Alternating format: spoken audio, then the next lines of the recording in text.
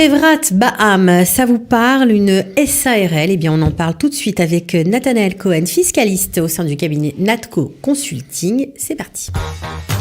Israël, comment ça marche? Vous allez adorer comprendre Israël. Nathanaël Cohen, bonjour. Bonjour. Alors, Chevrat Baham, la fameuse SARL, Société à responsabilité limitée. Comment ça se passe? On connaît le nom déjà. On connaît le nom. Tout le monde peut la créer. Il y a des règles, j'imagine que oui.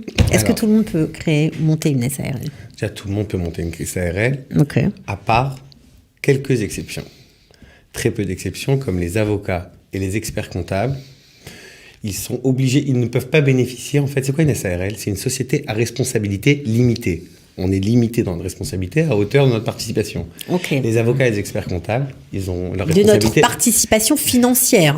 Les avocats et les experts comptables ne sont jamais limités dans leur responsabilité. Pas d'exonération de responsabilité. Ils n'ont pas le droit, en fait, d'être sous cette structure et ils sont obligés de monter soit une chevra qui est pas bas, mais bon, c'est autre chose, soit un OSEC Mourché, comme on en a parlé plusieurs fois. D'accord. Alors, comment ça se crée concrètement? Est-ce qu'on est obligé d'être plusieurs dans le capital d'une chevra de Baham? Alors, en Israël, en France, il y a beaucoup de types de structures, SARL, SAS, SASU, etc. En Israël, on connaît la chevra Baham, c'est ce qui est connu. On a le droit à même un associé, il faut qu'on soit minimum donc une on peut personne. être seul, on peut être, d'accord. s'appelle seul actionnaire et ne pas dépasser les 50 actionnaires. Entre 1 et 50 Entre 1 et personnes. 50, mais on parle d'une chevra pratique, d'une société privée. On ne parle pas d'une société cotée en bourse maintenant, Non, etc. On parle d'une chevra chevra Baham Baham, normale. normale. De 1 à 50, on peut. Ok. Alors, comment on peut créer cette société? Est-ce qu'il y a plusieurs étapes? J'imagine Oui. que oui. Des étapes juridiques, des étapes fiscales. Exactement. Alors, contrairement justement au SEC Mourché et au SEC Patour, on avait l'habitude qu'on montait seulement fiscalement la structure. Là, la chevra, la société, c'est une entité à part entière. C'est une structure à part entière. Là, l'actionnaire, ce n'est plus lui directement. Donc, les étapes, elles se font en 3 fois. C'est en 3 étapes, la création. Première étape, c'est l'inscription juridique. On va chez l'avocat, on écrit les statuts, on définit qui est qui, le gérant, combien, disons, on parle d'une société où il y a 3 actionnaires, combien de parts chacun a. On propose 3 ou 4 noms de société pour vérifier en priorité. Vous savez, lorsque un nom est déjà pris, automatiquement, le registre, le Rachan Chavarot, il prend le deuxième nom. Si le deuxième est pris, on prend le troisième. On vérifie, parce qu'on Donc, peut se retrouver avec un nom qui ne nous correspond Donc pas déjà, du tout. mais justement, quand on choisit les 4 noms, il faut les choisir en priorité. C'est-à-dire que le deuxième, ce soit le deuxième qu'on veut vraiment en priorité. Ok. À partir du moment où on a élaboré les statuts, on a choisi les noms, on a payé une agra. Au début, il faut payer un timbre lorsqu'on ouvre une chevra Baham. C'est un timbre qui est autour des 2150 shekels. On attend quelques jours et on reçoit du registre du commerce une Teudat Itagdout. La Teudat Itagdout, c'est le cabis. C'est-à-dire, première étape, inscription juridique, on reçoit le cabis. D'accord. Pour l'instant, on n'a pas de compte en banque, on n'a rien. Justement, Ok. le compte en banque, Il faut le cabis pour l'ouvrir. Voilà, parce que c'est comme si vous allez, vous, demain, ouvrir un compte en banque. Il vous demande votre Teudat Zéhout. Bien Mais sûr. étant donné que la chevra, encore une fois, c'est une structure à part entière, Donc, il demande la Teudat Zéhout de la chevra, Bien sûr. qui est le cabis. Ok. Le cabis, c'est le numéro d'identité de la chevra, et suite à ça, on peut ouvrir le compte en banque.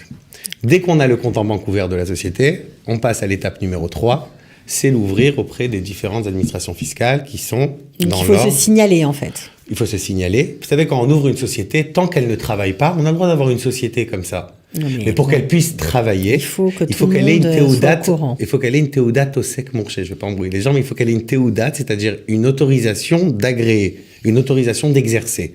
Et cette autorisation d'exercer. Même si on est dans Chevrat Baham, ça va nous embrouiller un petit peu ce que vous êtes en train de nous dire. Oubliez le mot au sec. D'accord, on n'a rien mourché. entendu. C'est juste qu'on a théodat itagdout, compte en banque. Et la troisième étape, c'est qu'on va à la TVA d'abord. La TVA, elle nous donne une possibilité d'exercer, de commencer à facturer. Tant qu'on n'a pas établi fiscalement, on ne peut pas commencer à facturer. À facturer, oui, il faut faire C'est-à-dire très les 2 premières attention, bien étapes sûr. ne suffisent pas. Une fois qu'on a ouvert la TVA, on avertit les impôts avertissent le bitoir Leumi, là on a fermé la boucle. C'est-à-dire qu'elle D'accord. Et après, donc j'imagine qu'il faut un certain nombre de documents pour que cette existence soit concrète.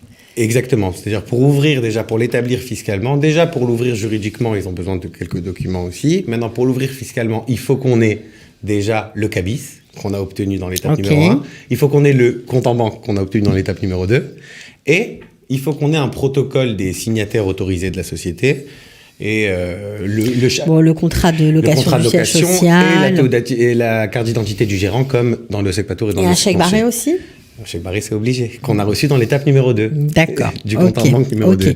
Alors là, on a compris que c'était pas impossible à faire, pas trop compliqué non plus. Il faut juste un petit peu de temps ou alors demander à son expert comptable de s'en charger. Les sociétés, on demande à l'expert comptable de s'occuper de tout pour ne pas qu'il...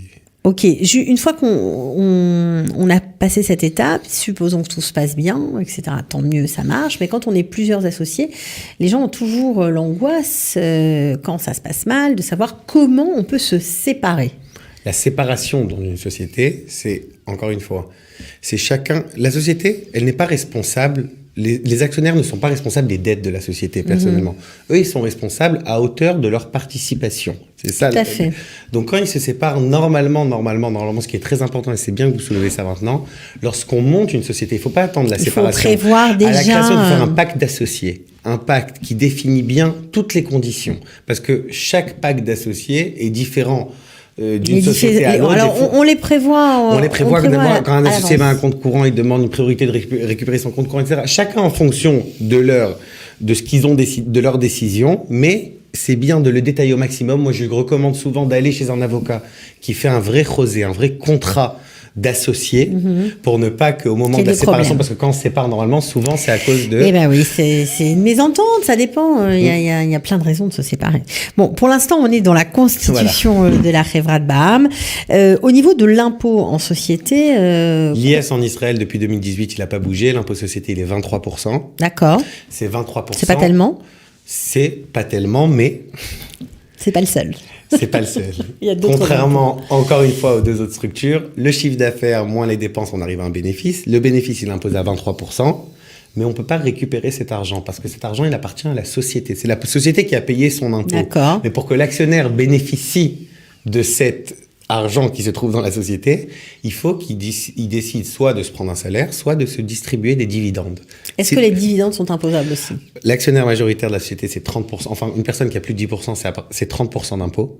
30% d'impôt au-dessus, c'est 23%. Donc c'est 23% plus 30% sur les dividendes. C'est 23% et après 30%. Et les dividendes, ils sont distribués chacun en fonction des actions que chaque associé détient. C'est-à-dire, si une personne tient 30% et qu'il y a une distribution de dividendes d'1 million de shekels, celui qui a 30%, il recevra 300 000 shekels, celui qui a 50%, il recevra 500 000 shekels. La distribution, elle est obligée de se faire à tous les associés à hauteur de leur part. Ok. Bon, alors je pense qu'on a fait un bon tour. Juste pour conclure et pour terminer, oui. C'est très important souvent parce que la société, étant donné qu'elle nous permet de faire des fiches de paie, parce qu'encore une fois, c'est une structure à part entière et elle a le droit de salarier son associé. C'est très important de vérifier avec votre expert comptable ou votre comptable, de faire des simulations.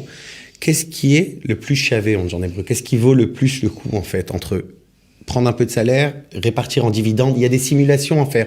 Souvent, les personnes attendent la fin et prennent tout dans le dividende. Quand ça valait pas le coup, ça valait le coup de prendre un peu plus de salaire. Oui, donc toujours, bien sûr, simulation salaire vérifier dividende. avec un fiscaliste, avec vous, pourquoi pas.